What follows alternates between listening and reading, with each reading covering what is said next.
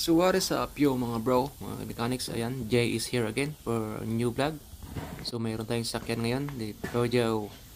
Ang ating sasakyan ngayon, gagawin natin yung kanyang timing belt. So ayan, ang ating sasakyan, Peugeot.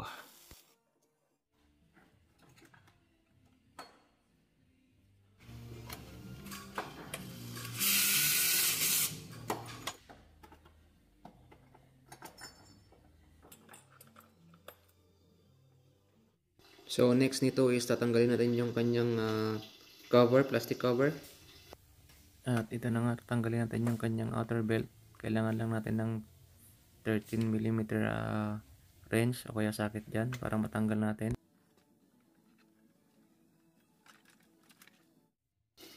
At ito na nga yung susunod natin tatanggalin is yung kanyang outer pulley. Yan, yung crankshaft damper natin. 13mm bolts din ang kailangan natin dyan. Pangtanggal. 13mm bolts. 13mm socket. So, ito nga pala yung pagsasalpakan natin ng timing sa special tools. Ayan, yung butas na yan sa magkabilang camshaft. May special tools tayo na gagamitin para dyan. Ayan. Yan din yung sa kabila. Yan, dapat magtapat yung dalawang butas na yan sa camshaft sprocket. Tapos yung doon sa likod na butas. Yan. Yan nilalagay yung special tools. Yan, yung tinutur dapat magtapat yan doon sa kabila. At kung wala kayong special tools, pwede rin yung 10mm bolt. Sakto yung butas dyan. At saka yan, yung nakikita nyo yung may gatla na yan, mamarkahan nyo na rin yan. Para may option din kayo na pag-aanohan ng isa pang timing. May gatla din yan yung kabila ang camshaft. At sa crankshaft naman, andyan yung locking pin niya. Dapat tatanggalin yung oil filter housing para may lagay yung lock. Pero Pilipino tayo, so syempre ang gagawin natin ay magmamarka na lang tayo dito sa bandang harapan na yan. Yan, kung makikita nyo, lagyan nyo na lang ng marking yan, yung crankshaft area na yan, para hindi kayo malito. So ito, yan, pinapaikot ko na para may tapat yung butas niyan, yung sprocket, at saka dyan sa likod ng sprocket area na yan para may lagay natin yung special tools. So ito na nga pala yung ating special tools na gagamitin para sa timing marks ng ating ginagawang Peugeot. Yan, yan yung para sa dalawang camshaft sprocket.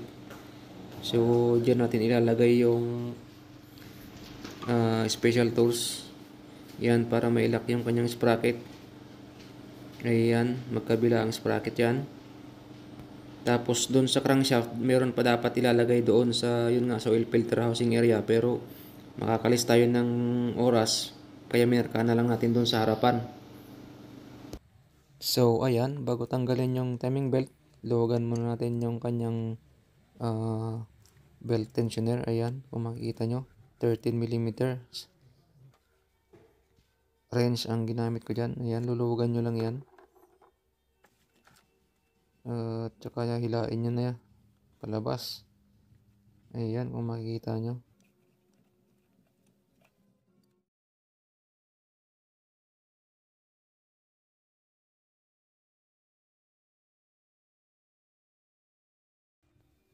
At itong kanyang belt stretcher bearing na to, ayan, mayroon nga pala siyang guide. Ayan, yung may slot na yan, nakapasok dapat yun doon sa pin. Yan, sa area na yan, para yun, yan yung pinaka-guide niya. Dapat nakatapat dyan.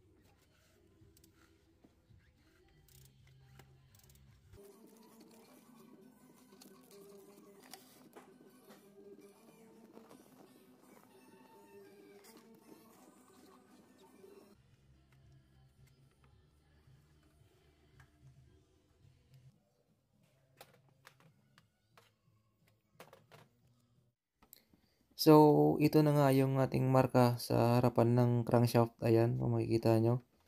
Tapos nilagyan ko pa ulit dito sa bandang taas na banda. Ayan, kung makikita nyo yung marking na kulay puti. Ayan. Nilagyan ko rin din dyan para siguradong walang pala yung ating timing marks pagbalik ng timing belt.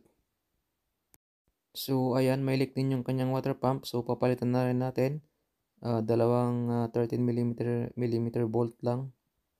Ayan, yung tatanggalin dyan sa water pump.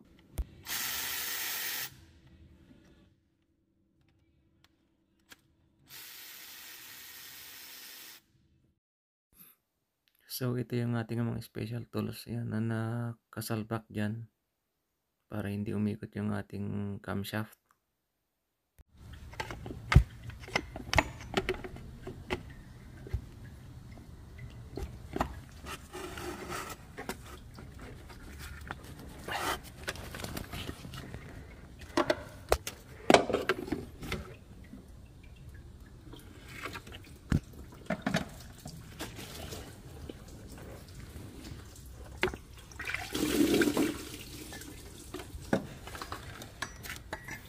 So ito lang yan siya, yung o-ring niya lang ito, yung kumapit. Ayan, so papalitan na rin natin to. So ito nga pala yung timing belt kit na ating gagamitin. Ayan, makikita nyo yung pangalan, hindi ko na babanggitin. Ayan, yung ating timing belt kit.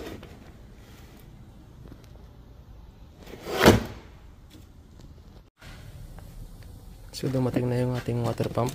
Ayan, OEX. Ayan, so, yung kanyang o-ring. So kakabit natin yan. So syempre bago natin ikabit yan, nilinisan muna natin yung kanyang housing para naman maganda yung kanyang paglalapatan, di ba? Para mabawas-bawasan naman yung dumi. Hindi naman natin tinanggal lahat-lahat para may matira rin konti kahit papano.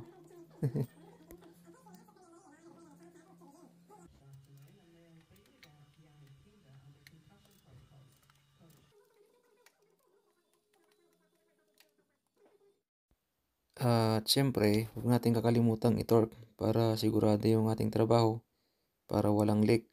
Mahirap yung magdubli trabaho, back job. So ito na yung ating bagong belt stretcher bearing. Ayan, yung gatla na sinasabi ko na kailangan nakapasok siya doon sa pin na yan. Yan yung pinaka-guide niya. Yan, dyan isasalpak sa slot na yan.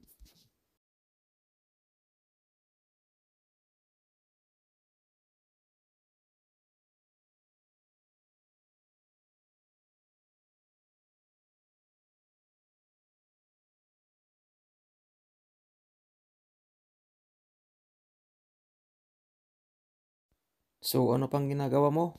Pasok na, Jay. Ilagay mo na yung belt. Ayan. Lagay na natin yung kanyang timing belt. Siguraduhin mo lang na may lagay ng maayos, ha. Medyo nangapa-kapa din ako dyan kasi first time maka-encounter ng ganitong sasakyan, ganitong makina. Kaya medyo nahirapan din konti. Pero nailagay naman ng maayos sa tamang posisyon. Ayan, kasi bibihira tayo maka-encounter ng mga ganitong sasakyan, mga ganitong modelo.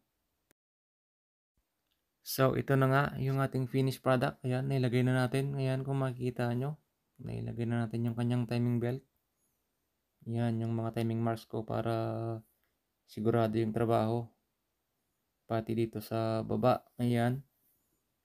Doon sa may bandang front area ng crankshaft. Ayan, kung makikita nyo, yan yung marking ko. Para hindi na tayo magtanggal doon sa may oil filter housing area. Alright.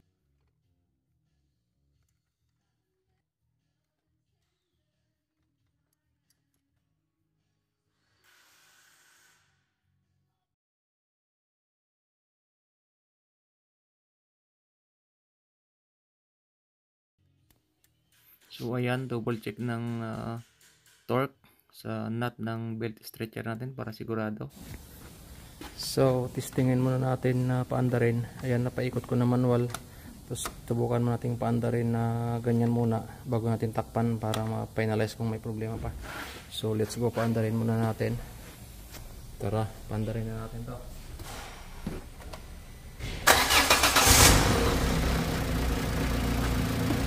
Yun. One click naman. So ayos yung ginawa natin. Balik natin yung takip para matapos na.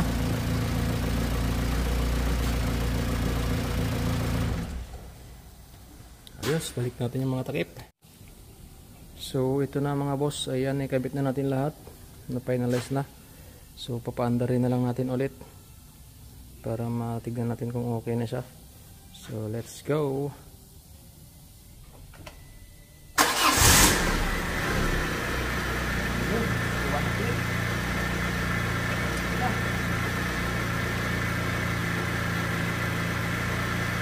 Yes.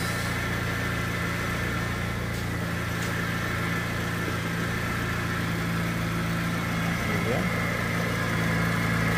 Tahimik yung andar. Alright.